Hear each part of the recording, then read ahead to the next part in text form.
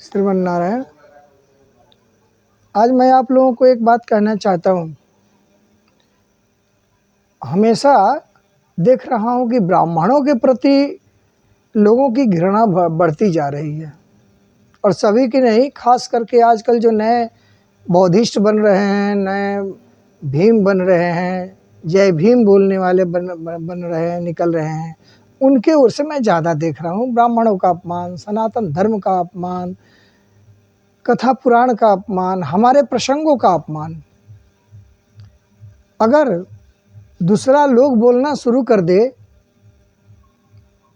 तो आप अपना अपमान झेल नहीं पाएंगे। अगर झेलने की क्षमता हो आपके अंदर तो अच्छी बात है, कोई बात नहीं। और किसी ने कहा है कि किसी का घर अगर कांच का हो तो दूसरे के घर पर पत्थर नहीं मारता। मुझे भी लगता है कि जो समझदार लोग हैं नहीं मारते। हमेशा भगवान का विरोध होता है, और यह आज नहीं 2.5 साल, पूरे 2.5 साल वर्षों से यह प्रक्रिया आ रही है। एक बेवकूफ़ नेता है उत्तर प्रदेश का, वह भी बार बार अनाप शनाप बोलता रहता है अपने आप को मीडिया में आने के लिए, जबकि उसको कुछ भी रत्ती भर पता नहीं है, लेकिन बोलता है। बेचारा बोल ले, सबको बोलने का अधिकार है। लेकिन जब हमें बोलने का अधिकार होगा तो फिर तुम मत बोलना, और बाद में तुम्हें बुरा नहीं लगना चाहिए, क्योंकि तुम बोल करके लाइन खड़ा कर चुके हो, ट्रैक बना चुके हो। अब मुझे मात्र चलना है। हमेशा बोला जाता है। आज मैं एक वीडियो देखा, एक लड़का बोल रहा था कि पंडित जी कहते हैं कि भगवान पर भरोसा रखो, वे खुद भरोसा नहीं रखते हैं। मैं तुमसे पूछता हूँ कि कहीं भी बौद्धिस्ट मठ में क्या तुम्हारे भंते कहते हैं कि जूते चप्पल पर भरोसा रखो? क्या तुम्हारे भंते कहते हैं कि भगवान को छोड़ दो, तुम हमारे ऊपर भरोसा रखो?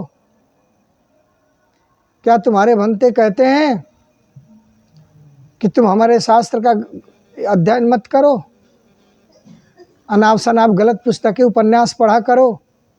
बेवकूफ़ बच्चे, ये जान लो तुम ब्राह्मणवाद से भागे हो, लेकिन ब्राह्मणवाद तुम्हें छोड़ा नहीं है, तुम्हारे पीछे रहेगा।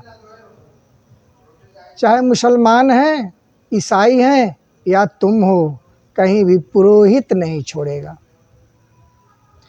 हमसे भागकर, सनातन से भागकर कहीं भी जाओगे। आज भी मैं एक शादी प्रसंग देखा, 7 फेरे हो रहे थे। एक तस्वीर रखकर, उस तस्वीर का नाम मैं नहीं रखूँगा, जहाँ से तुम आते हो उन्हीं की तस्वीर थी, लेकिन कलश और आम के पत्ते जरूर रखे हुए थे। वहाँ परिक्रमा लग रहा था, वहाँ बुद्ध भगवान की तस्वीर नहीं थी, मूर्ति नहीं थी, वहाँ किसी और का था। अरे लज्जा तुम्हें होनी चाहिए। तुम्हारे आका जो अंबेडकर साहब हैं ना, उनको पढ़ाने वाला एक ब्राह्मण,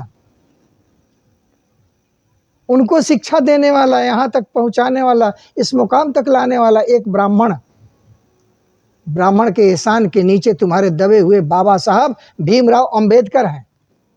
और यहाँ तक तुम्हारी माताजी जो थी ना, बाबा साहब भीमराव अंबेडकर की दूसरी पत्नी, वे भी ब्राह्मण। अरे तुम्हारे तो रक्त में ब्राह्मण पैसा हुआ है, तुम ब्राह्मण का कहाँ तक विरोध करोगे? तुम्हारे पास अध्ययन नहीं है, तुम्हारे मस्तिष्क में बुद्धि नहीं है। इतना ही नहीं, गूगल पर सर्च कर लो, दलाई लामा साहब वर्षों जैसे जो भारत में शरण ले रखे हैं, दलाई लामा ने भगवान शिव का जलाभिषेक किया है, माथे में तिलक लगाया है।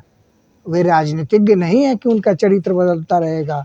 वे एक संत हैं, एक धर्माचार्य हैं। अरे सीखना है तो उधर से सीखो। और यह पता करो कि जापान के किस मंदिर में